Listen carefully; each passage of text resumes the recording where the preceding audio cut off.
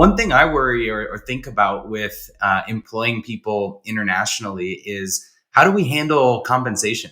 In the US, when we're hiring employees and trying to create fair pay scales to pay people for salaries, how do we think about that in international markets? It's a big challenge for many organizations. The major challenge is really the accuracy and the availability of data to be able to know what fair compensation look like for a specific role, for a specific seniority in a specific country.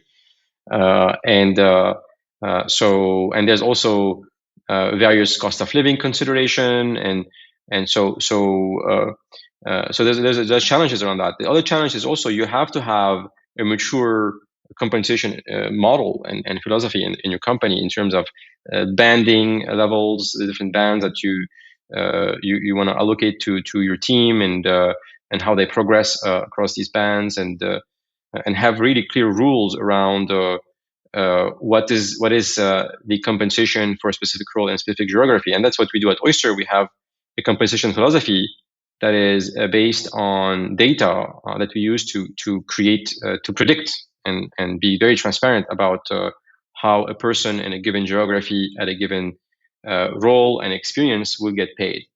But also from an equity standpoint, we adopt geo-agnostic equity. So the amount of equity you have is independent from the location you're in, because we believe that there is no reason why the upside should be geo localized, unlike the cost of living. Interesting. So you geolocalize the salaries, but don't geolocalize the equity component because they're essentially doing the same work as someone else, and why not have the same upside? That's correct. That's correct from an equity standpoint. From a monetary composition standpoint, unfortunately, the world is not completely equal from that standpoint, and the reality of businesses make it that you cannot run a successful business today. I mean, there's exceptions. If you're a small organization, or if you're only hiring engineers that are already very expensive pretty much everywhere, then you can permit yourself to do that. But it conflicts of reality of growing a successful business today.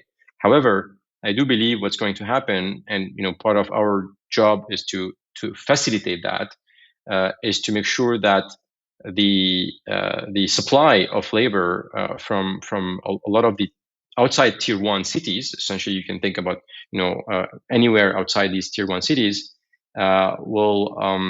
this disparity will drop because you're going to have essentially an equilibrium that's going to happen in the market. The more people can be effective working from anywhere, the more you're going to see an equilibrium. And we've seen that happening in the engineering, right? So engineers today, there's a much smaller gap. Think about it as a Gini coefficient. Gini coefficient is actually, it's an economical indicator that measure a disparity between two variables.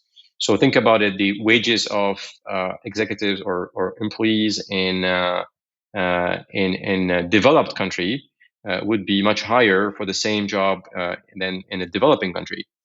That curve has narrowed down when it comes to engineering. That Gini coefficient has narrowed down in the last few years because the talent shortage. So companies in the rich world had to go and find talent in emerging economies. So we see that also to continue to happen in other functions as well. So over time, you have this country, let's say independent country called global employers or global employees that can be hired by any country. And eventually that would drive down these disparities in the world. Yeah, we've seen this domestically. We used to, prior to COVID, hire mostly where we're located in Arizona, and after COVID, people are hiring all over the U.S. at least, and so we've seen the local salaries become inflated because there's a lot of people that are getting offers from companies in other markets. And so I imagine it's even more pronounced. I used to have people in the Czech Republic that I worked with, and now we have people in Ukraine. And again, I'm, as you mentioned, seeing the inflation as there's more demand for talent in those international markets. And so I think we'll continue to see it, level out a little bit. The disparity will close, but I think it will definitely be more pronounced internationally than it has even been domestically. So it's something to follow closely.